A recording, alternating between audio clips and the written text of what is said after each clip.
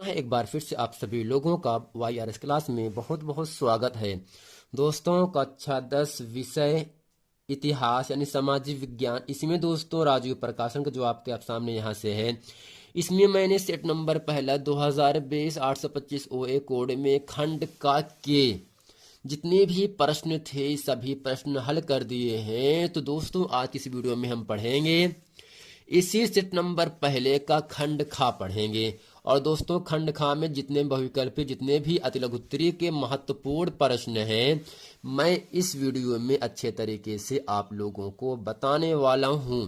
अब दोस्तों प्रश्न नंबर पहला आपके सामने यहां से कह रहा है, कुछ इसमें निर्देश दिया गया है, निम्नलिखित विकल्पों में से सही उत्तर चुनकर अपनी उत्तर पुस्तिका में लिखिए।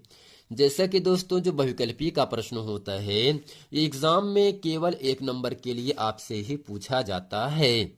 1 नंबर के लिए केवल आपसे पूछा जाता है। अब दोस्तों प्रश्न नंबर 15 है। प्रश्न नंबर 15 आपके सामने कह रहा है, चिपको आंदोलन संबंधित है, यानी जो चिपको आंदोलन है वह किससे संबंधित है। ऑप्शन पहला है मृदा संरक्षण, दूसरा है वन संरक्षण, तीसरा है जल संरक्षण, चौथा है वायु संरक्षण। तो दोस्तों एग्जाम में लगभग हर वर्ष ये जो प्रश्न है चिपको आंदोलन आपसे पूछा जाता है। तो दोस्तों आपको याद रखना है जो चिपको आंदोलन होता है वह वन संरक्षण से संबंधित है, जो कि ऑप्शन नंबर आपका दूसरा सही है।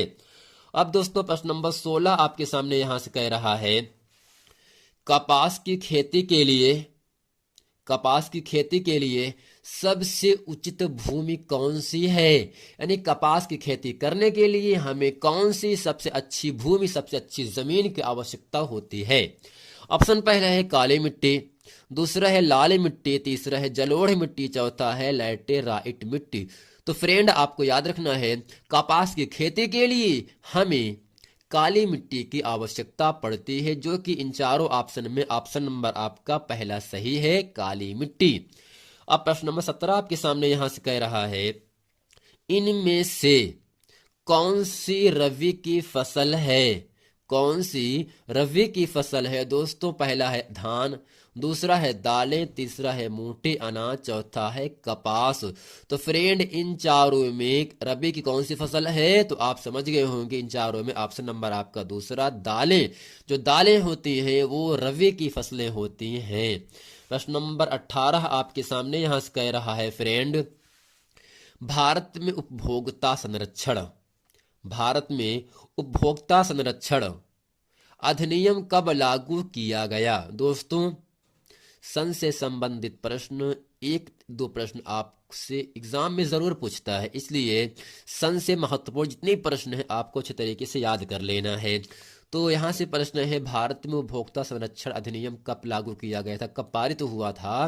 तो ऑप्शन पहला है 1982, 1984, 1985, 1986। तो फ्रेंड इन चारों ऑप्शन में ऑप्शन नंबर आपका चौथा सही है। 1986 ईस्वी में भारत में उपभोक्ता संरक्षण अधिनियम लागू किया गया था, जो कि ऑप्शन नंबर आपका चौथा सही है, 1986 ईस्वी में। अब फ्रेंड प्रश्न नंबर आपका 9वां आपके सामने यहां से कह रहा है, 19वां निम्नलिखित में से आधारभूत उद्योग कौन सा है। आधारभूत उद्योग कौन सा है।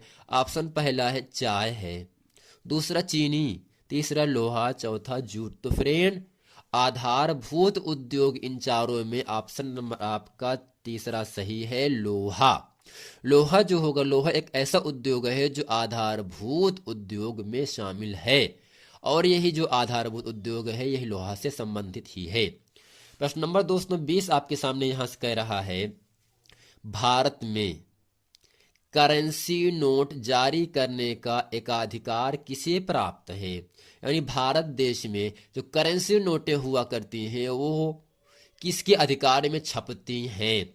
ऑप्शन पहला है रिजर्व बैंक ऑफ इंडिया में छपता है, दूसरा है स्टेट बैंक ऑफ इंडिया में छपता है, तीसरा है पंजाब नेशनल बैंक, चौथा आपका है बैंक ऑफ बड़ौदा। तो दोस्तों जब आपके पास जो नोट होगा, करेंसी जो होगा भारत देश का, उसमें ऊपर ही लिखा होता है रिजर्व बैंक ऑफ इंडिया, अर्थात रिजर्व बैंक ऑफ इंडिया में भारत की जितनी भी करेंसियां हैं सब छपती हैं। इसलिए ऑप्शन नंबर आपका आ अर्थात पहला ऑप्शन सही है। यानी भारत में जो करेंसी है, जो नोटें होती हैं, वह रिजर्व बैंक ऑफ इंडिया में छपती हैं। अब दोस्तों ये था खंड खा के जितने भी बहुविकल्पी प्रश्न थे इस वीडियो में मैंने आप लोगों को अच्छे तरीके से बता दिया।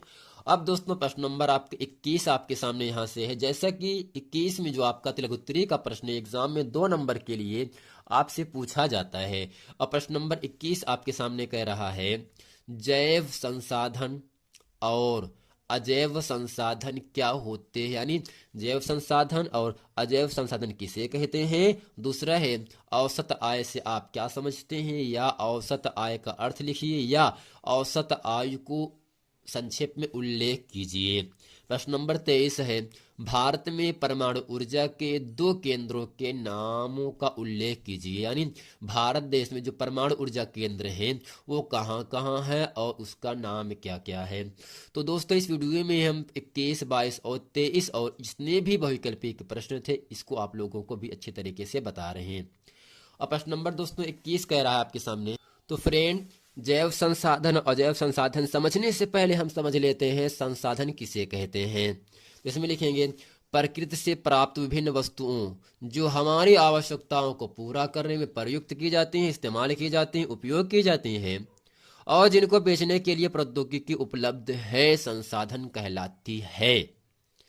दूसरे इसमें पहला है जैव संसाधन, दूसरे अजैव संसाधन। तो काले पेन से हेडिंग करके लिखेंगे हम जैव संसाधन। इसमें लिखेंगे वे संसाधन जो जैव मंडल से प्राप्त होते हैं और जिनमें जीवन व्याप्त, यानी वे सभी संसाधन जो जैव मंडल से प्राप्त होते हैं और जिनमें जीवन पाया जाता है, जीवन होता है, जीवन व्याप्त होता है, ऐसे संसाधन को जैव संसाधन कहते हैं। जैसे मनुष्य, वनस्पति जगत, प्राणी जगत, मत्स्य जीवन, पशुधन आदि जैव संसाधन के अंतर्गत आते हैं। जितने मनुष्य है ये भी जैव मंडल में अपना जन्म लेगा और इनके भी ही अंदर जान पाया जाता है। वनस्पति जगत हो गए, प्राणी जगत हो गए, मत्स्य जीवन हो गए, इन जितने भी चीजें हैं एग्जाम्पल में सब के अंदर जीवन पाया जाता है और सब इस पूरे जैव मंडल में जन्म लेती हैं। तो दोस्तों ये था जैव संसाधन। अब दूसरा आपका है अजैव संसाधन। इसमें लिखेंगे वे संसाधन जो निर्जीव वस्तुओं से बनते हैं। यानी दोस्तों जो जैव संसाधन होते हैं वो सजीव वस्तुओं में पाया जाता है होते हैं, और जो अजैव संसाधन होते हैं वे निर्जीव वस्तुओं से बनते हैं। यानी वे संसाधन जिनमें निर्जीव वस्तुओं से बनाए जाते हैं अजैव संसाधन कहलाते हैं। जैसे चट्टानें, धातुएं, दीवारें, कुर्सी, ये सब क्या है दोस्तों, अजैव संसाधन है। अब दोस्तों ये था प्रश्न नंबर 21। अब चलते हैं आपको लेकर प्रश्न नंबर 22 में। प्रश्न नंबर 22 है औसत आय का अर्थ लिखिए, या औसत आय किसे कहते हैं। दोस्तों औसत आय को हम प्रति व्यक्ति आय या राष्ट्रीय आय भी कहते हैं। तो दोस्तों आइए चलते हैं इसको अच्छे तरीके से हम बताते हैं।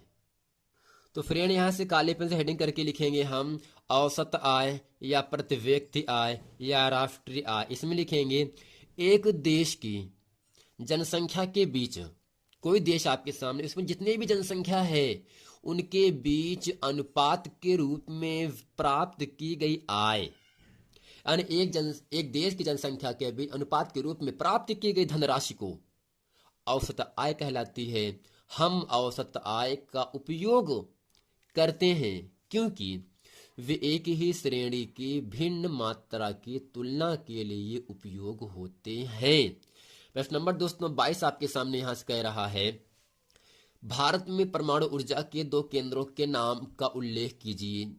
तो दोस्तों इसमें उत्तर हेडिंग करके लिखेंगे परमाणु ऊर्जा। इसमें लिखेंगे विभाग के परिवार में 5 अनुसंधान केंद्र हैं। किसके परिवार, परमाणु ऊर्जा के। पहला आपका है भाभा परमाणु। ये कहाँ है दोस्तों, भाभा परमाणु का नाम है जो अनुसंधान केंद्र है जिसको हम कहते हैं BARC। तो दोस्तों पहला है भाभा परमाणु अनुसंधान केंद्र BARC कहते हैं। दूसरा है मुंबई महाराष्ट्र। मुंबई किस राज्य में पड़ता है दोस्तों? महाराष्ट्र में है। मुंबई महाराष्ट्र में क्या है? इंदिरा गांधी परमाणु अनुसंधान केंद्र, जिसे कहते हैं IGCAR। तीसरा है कलपक्कम, जो कि कहाँ पर है? तमिलनाडु में है, और उसका नाम क्या है? उन्नत तकनीकी केंद्र, जिसे कहते हैं CAT यानी कैट। अब दोस्तों चौथा है इंदौर, ये कहाँ पर है? वेरियल एनर्जी साइक्लोट्रॉन केंद्र है, यानी जो वेरियल एनर्जी साइक्लोट्रॉन केंद्र अनुसंधान केंद्र है, ये कहाँ है? इंदौर में है, और जिसे हम क्या कहते हैं दोस्तों? VECC। और यहाँ से है अगला, कोलकाता में भी है ये, यानी इंदौर वेरियल एनर्जी साइक्लोट्रॉन केंद्र जो है ये कोलकाता में स्थित है। दोस्तों उम्मीद करते हैं खंड खाम में जितने बहुविकल्पी और अतिलघुत्तरी के महत्वपूर्ण प्रश्न थे, वो सभी प्रश्न इस वीडियो में अच्छे तरीके से हम लोग आप लोगों को बता दिए हैं। मिलते हैं फिर नेक्स्ट वीडियो में, तब तक के लिए थैंक यू।